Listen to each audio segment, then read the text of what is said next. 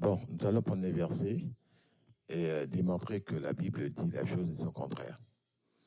Nous allons commencer tout de suite. Jean 3,16. Car Dieu a tant aimé le monde qu'il a donné son Fils unique, afin que quiconque croise en lui ne périsse point, mais qu'il ait la vie éternelle. Dieu, en effet, n'a pas envoyé son Fils dans le monde pour qu'il juge le monde, mais pour que le monde soit sauvé par lui. Je reprends, en effet, n'a pas envoyé son Fils dans le monde pour qu'il juge le monde, mais pour que le monde soit sauvé par lui. Maintenant, prenons les versets qui disent le contraire. Matthieu 10, verset 34. Ne croyez pas que je sois venu apporter la paix sur la terre. Je ne suis pas venu apporter la paix, mais l'épée. Car je suis venu mettre la division entre l'homme et son père, entre la fille et sa mère, entre la belle-fille et sa belle-mère. Et l'homme aura pour ennemi les gens de sa maison. Donc ça, c'est sa programmation, hein, ça, c'est son objectif. Voilà, je prends le que 12. Verset 49. Je suis venu jeter un feu sur la terre, et qu'ai-je à désirer s'il est déjà allumé? Il est un baptême dont je dois être baptisé, et combien il me tarde à qu'il soit accompli. Pensez-vous que je sois venu apporter la paix sur la terre? Non, vous dis-je, mais la division. Alors, Jean 9, verset 39, Jésus dit, je suis venu dans ce monde pour un jugement, pour que ceux qui ne voient point voient, et que ceux qui voient ne deviennent aveugles. Voilà, d'accord? Voici son travail. Matthieu 7. Ne donnez pas les choses saintes aux chiens, et ne jetez pas vos perles devant les pourceaux, de peur qu'ils ne les foulent aux pieds, ne se retournent et ne vous déchirent. Alors, ne donnez pas les choses saintes aux chiens. Bon, je vous avais dit, hein, les chiens, là, c'est nous. Hein. Donc, la race noire et toutes les autres races, à part les blancs, à part la race blanche. Alors, nous allons poursuivre avec la contradiction concernant la mort de Judas, Judas Iscariote, et l'argent de sa trahison. Donc, Matthieu 27, verset 5, Judas jeta les pièces d'argent dans le temple et se retira et alla se pendre. Bon, c'est ce qui est dit. Nous allons continuer avec Acte 1er, verset 18, concernant toujours la mort, version de Judas. Alors cet homme, ayant acquis un champ avec le salaire du crime, est tombé, s'est rompu par le milieu du corps, et toutes ses entrailles se sont répandues. Là, apparemment, il est tombé. Ouais, le gars marchait, et puis bon, il est tombé, je ne sais pas de quelle hauteur. Bon, je ne sais pas. On dit que le fait qu'il soit tombé, eh bien, il s'est rompu. Bon, c'est pire qu'un fromage, hein. Alors, donc là, il s'est rompu, et puis voilà, ses entrailles se sont mis à se répandre par terre.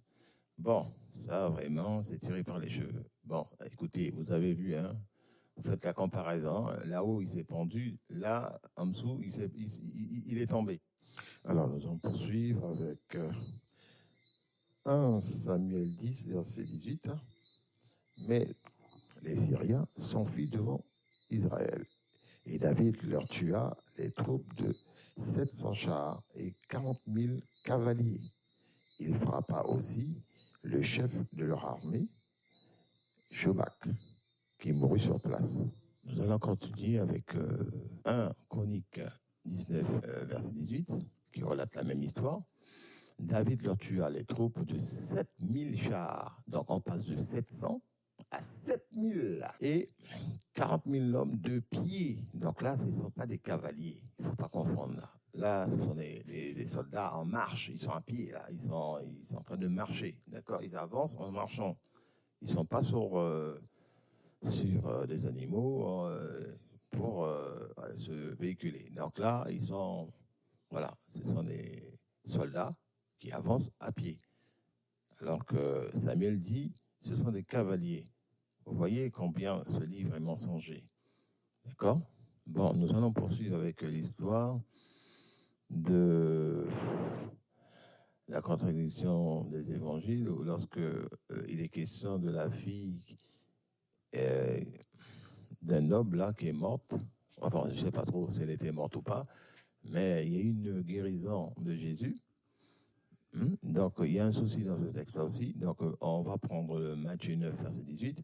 Tandis qu'il leur adressait ces paroles, donc ça, c'était Jésus qui est en train de faire un discours à l'auditoire. Voici un chef arriva et se prosternant devant lui et dit, ma fille est morte il y a un instant, mais viens, impose-lui les mains et elle vivra. D'accord? Ça, c'est clair. Hein? Donc là, il n'y a pas de problème. Le gars, il arrive, il dit que sa fille est morte et que si ce Messie arrivait à lui imposer les mains, elle vivrait. Alors, on va prendre la même histoire avec Marc. Marc 5, verset 23. Il lui adressa cette instante prière. Ma petite fille, donc c'est plus sa fille, c'est sa petite fille. Ma petite fille est à l'extrémité, donc il est venu avec, hein, donc elle est à l'extrémité. Viens, impose-lui les mains afin qu'elle soit sauvée et qu'elle vive. Bon, là, il n'a pas dit qu'elle était morte. Je vous dis, vous voyez un peu. Alors, nous allons poursuivre avec l'extraordinaire révélation de Jésus à Saul de Tarse sur le chemin d'Emmaüs. Alors, acte 9, verset 17, les hommes qui l'accompagnaient demeurèrent stupéfaits. Ils entendaient bien la voix, mais ils ne voyaient personne. Acte 22, verset 9, ceux qui étaient avec moi virent bien la lumière, mais ils n'entendirent pas la voix de celui qui me parlait. Alors je dis, que ferai-je, Seigneur? Nous allons continuer avec acte 26, à partir du verset 12. C'est dans ce but que je me rendis à Damas, avec l'autorisation et la permission des principaux sacrificateurs. Vers le milieu du jour, ô roi, je vis en chemin resplendir autour de moi et de mes compagnons une lumière venant du ciel, et dont l'éclat surpassait celui du soleil. Nous tombâmes tous par terre, et j'entendis une voix qui me disait en langue hébraïque, « Saul, Saul, pourquoi me persécutes-tu? Il te serait dur de rechamber contre les aiguillons. » Donc là, apparemment, tout le monde a vu la lumière. Donc, je vous laisse vérifier par vous-même. Hein. Vous lisez et vous allez voir les aberrations. 1700 égale 7000. Bon, vous allez comprendre. 2 Samuel 8, verset 4. David lui prit 1700 cavaliers et 20 000 hommes de pied, et il coupa les jarrets à tous les chevaux de trait, d'accord? Et ne conserva que 100 attelages. Bon, c'est clair. Donc, nous allons prendre la même histoire avec 1 Chronique 18, verset 4. David le prit 1000 chars, déjà, d'accord? Il y a un problème. 7000 cavaliers, d'accord, et 20 000 hommes de pied. Il coupa les jarrets à tous les chevaux de trait, à tous les chevaux, et ne conserva que 100 attelages. Bon, vous avez vu, les chiffres diffèrent énormément, d'accord. Donc, Samuel 8 dit que il prit 1700 cavaliers, d'accord. David prit 1000 chars et 7000 cavaliers. Et là où il n'y avait que 700. Donc, je vous dis, ce livre, c'est un torchon. Donc, si vous voulez vous torcher avec, je pense que c'est mieux. Hein, vous faites la mécanique, vous essuyez les mains avec ça, c'est l'idéal. Parce que ça ne vaut rien. En fait, ça ne vaut rien. Bon, nous allons continuer. Dans Yahvé égale Satan est la même entité. Bon, ça, je l'ai toujours dit, hein, de toute façon, c'est une trinité démoniaque, donc c'est que ça soit Jésus, son Père, Yahvé et compagnie, tout ça, c'est la même personne. Donc, 2 Samuel 24. La colère de l'Éternel s'enflamma de nouveau contre Israël. Et il excita David contre eux, en disant, va, fais le démembrement d'Israël et de Juda. Bon, vous avez vu, hein, ça c'est l'Éternel lui-même qui incite David à commettre un délit. 1 Chronique 21, verset 1. Satan se leva contre Israël et il excita David à faire le démembrement. Parce que c'est la même personne, en fait. Comme je dis, je ne vais pas m'étaler là-dessus. Quand on parle de Satan, quand on parle de l'Éternel, c'est la même chose. Ce sont tous deux les mêmes personnes. La même personne, c'est-à-dire Satan lui-même. D'accord? Bon, continuons. Hein. Nous allons prendre les versets et leur contraire. Donc, voilà. Que doit manger finalement ce peuple? Bon, c'est un peuple inventé, hein. Soyons sérieux. Ça, c'est ce qu'il dit. Hein. Il dit, vous ne mangerez pas de ceux qui ruminent seulement ou qui ont la corne fondue seulement. D'accord? C'est ça, c'est l'ordre qu'il donne. Hein. Bon, maintenant, nous allons prendre Genèse 9, verset 3. Tout ce qui se meut et qui a vie, hein, vous servira de nourriture. Je vous donne tout cela comme l'herbe verte. Bon, là, en termes d'histoire, nous arrivons au bouquet. Voilà, au summum de la bêtise. Non, nous allons voir, Jésus est né 2 fois. Bon, pourquoi 2 fois? On va vous expliquer. Hein. Alors, selon Matthieu 2, verset 1er, Jésus étant né à Bethléem en Judée, au temps du roi Hérode. Voici des mages d'Orient arrivaient à Jérusalem. Hérode Ier, selon ce que nous dit l'histoire, hein, là maintenant nous sommes dans l'histoire. Hérode Ier est mort en l'an 4 avant Jésus, la naissance de ce fameux Jésus fictif. D'accord? Ça, ok, ça on le sait. Donc, logiquement, Jésus ne pouvait pas naître à l'époque du roi Hérode, puisque le roi Hérode est mort 4 ans avant la naissance de ce soi-disant sauveur fictif. Bon, on va prendre maintenant Luc 2. Il y a en ce temps-là parut un édit de César Auguste ordonnant un recensement de toute la terre. Alors, ce premier recensement eut lieu pendant que Quirinius était gouverneur de Syrie. Tous allaient se faire inscrire, chacun dans sa ville. Joseph aussi monta de la Galilée, de la ville de Nazareth, pour se rendre en Judée, dans la ville de David, appelée Bethléem, parce qu'il était de la maison et de la famille de David. Donc, afin de se faire inscrire avec Marie, sa fiancée, qui est enceinte. Bon, alors maintenant, que dit l'histoire? L'histoire nous dit que Quirinius entre en fonction à partir de l'an 6, après la naissance de Jésus. D'accord? Donc, il y a un souci, voilà, temporel, d'accord, chronologique. Puisque, comme je vous ai dit, ce sont des menteurs, ce sont tout ce qu'on veut. Hein, manifestement, ils ne sont pas doués. Hein. Ça se voit que c'est pas doué, mais ça marche, parce que avec la sorcellerie, tous ces détails-là, on passe à côté. Hein. Moi, j'ai fait pas mal d'années, effectivement, je n'avais jamais fait attention à ça. Hein. Donc moi, Hérode, bon, on lit Hérode, mais finalement, voilà, on a des dates. Hérode Ier est mort 4 ans avant la naissance de Jésus. Donc voilà. Continuons de l'hérésie. Jésus est ressuscité 2 jours après sa mort, et non 3. D'accord? Matthieu 12, verset 40. Car de même que Jonas fut 3 jours et 3 nuits dans le ventre du grand poisson, de même le Fils de l'homme sera 3 jours et 3 nuits dans le sein de la terre. 3 jours et 3 nuits. On est tous d'accord. Bon, ok, on continue. Mais qu'est-ce qui s'est passé avec les faits? Les faits disent le contraire.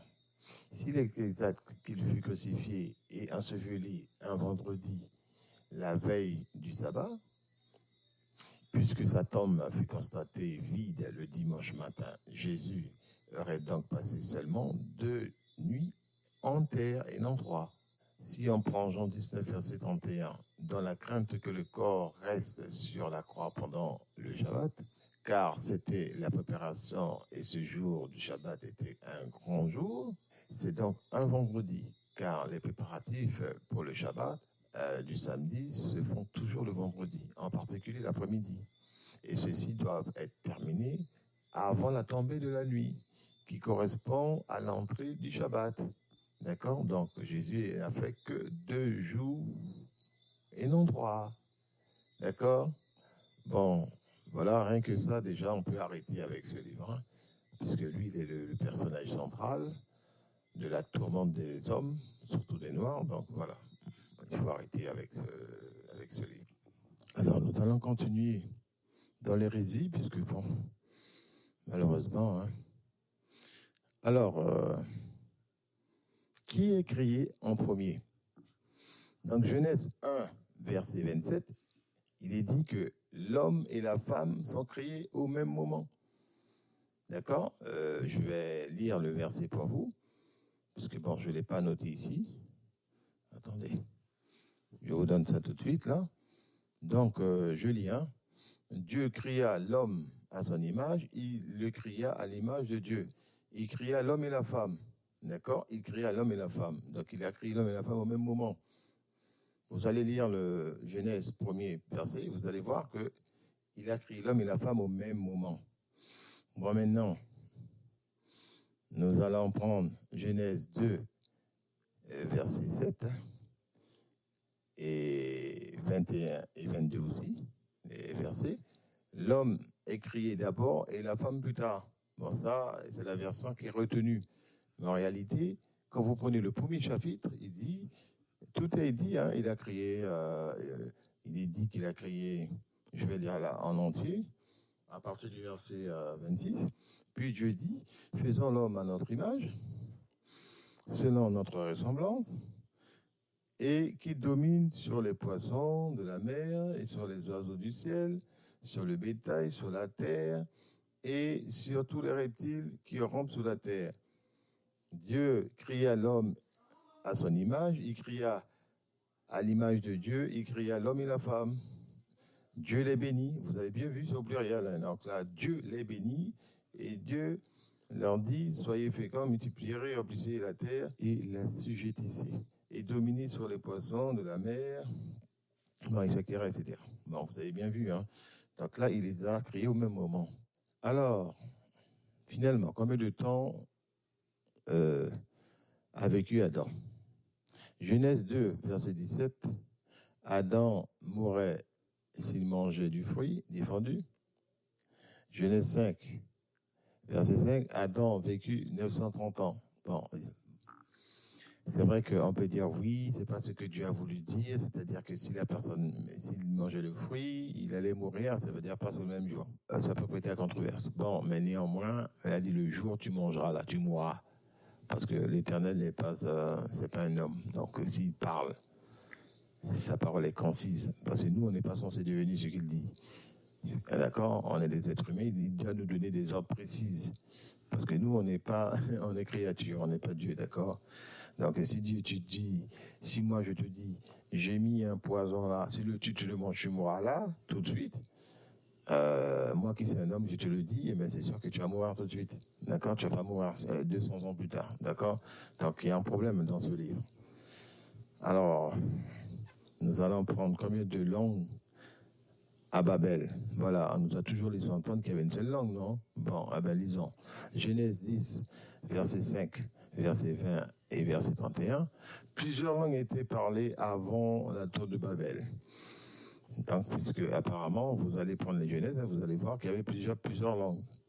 Genèse 11, il n'y avait qu'une langue, une seule langue avant la tour de Babel. Donc, vous avez vu? Donc, la Bible a un souci. La Bible a un souci. Je vous dis, c'est dire la chose et son contraire. Avant la tour de Babel, il y avait plusieurs langues. Genèse 11 dit, non, il n'y avait qu'une seule langue. Vous voyez? Alors, voilà, pour finalement dire que, et oui, après, il y a eu la confusion, lorsqu'ils voulaient créer la fameuse tour, l'Éternel les a confondus, et ils ne pouvaient pas se comprendre, puisque, en fait, c'est là qu'est née les langues. Mais en réalité, c'est faux, puisque depuis, dans Genèse 10, les hommes parlaient plusieurs langues. Vous allez lire Genèse 10, verset 5, voilà, vous allez voir par vous-même que ce qui est dit est faux, archi faux. Voilà, nous allons continuer. Dieu tient-il ses promesses? Genèse 17, verset 8. Dieu promet à Abraham la terre de Canaan. Genèse 25, verset 8. Abraham meurt. La promesse n'est pas tenue. Où est enterré Jacob? Genèse 50, verset 13. Jacob fut enterré dans une cave à Macpéla. Acte 7, versets 15 à 16, il fut enterré dans un sépulcre à Sichem. Il serait difficile de le retrouver, ce monsieur. Qui est le beau-père de Moïse? Eh bien, nous allons lire Exode 3, verset 1er. Jéthro est le beau-père de Moïse. Bon, nous allons lire Nombre 10, verset 29, Juge 4, verset 11. Hobab est le beau-père de Moïse. Donc, il avait plusieurs beaux-pères, alors. On ne nous a pas tout dit dans ce livre, hein? Donc voilà. Nous allons prendre les fameuses histoires d'images. Parce qu'apparemment, Dieu n'aime pas l'image, ni aucune représentation des choses divines. D'accord? Ça, s'il est clair et net là-dessus, il n'en veut pas. Bon, c'est ce qu'il dit. Hein? Bon, les images sont-elles autorisées? Exode 24, Dieu interdit la fabrication d'images taillées, ni de représentation quelconque. Exode 17, tu feras une propitiatoire d'or pur. Hein, sa longueur sera de 2 coudées et demi, et sa largeur d'une coudée et demie. Et tu feras 2 chérubins d'or. Vous vous rappelez, là, les fameux anges là, et leurs ailes se touchaient là. Voilà. Ce même Dieu qui vous dit qu'il ne faut pas de représentation, et c'est lui-même qui vous pousse encore à faire de l'idolâtrie. Bon, ok. Nous allons prendre les enfants. Paient-ils pour les péchés de leurs parents? Voici encore un débat. Exode 5. Exode 34, verset 7 aussi. Les enfants paient pour les péchés de leurs parents. Deutéronome 24, verset 16. Les enfants ne paient pas pour les péchés de leurs parents. C'est terrible ce livre. Ce livre vous rend fou. Alors pourquoi meurt Saül? 1 Chronique 10, verset 13 à 14, Saül mourut parce qu'il n'a pas consulté Dieu. 1 Samuel 31, verset 4 à 6, Saül meurt après s'être jeté sur son épée. Bon. 2 Samuel 21, verset 12, Saül a été tué par les Philistins à Gilboa. Nous parvenons à la fin de la première partie. D'accord? Et vous avez pu constater les contradictions, les oppositions entre les versets. Mais en réalité, après beaucoup de réflexion, en fait, c'est une technique de manipulation mentale. C'est une technique de manipulation mentale. Alors, à bientôt pour la deuxième vidéo.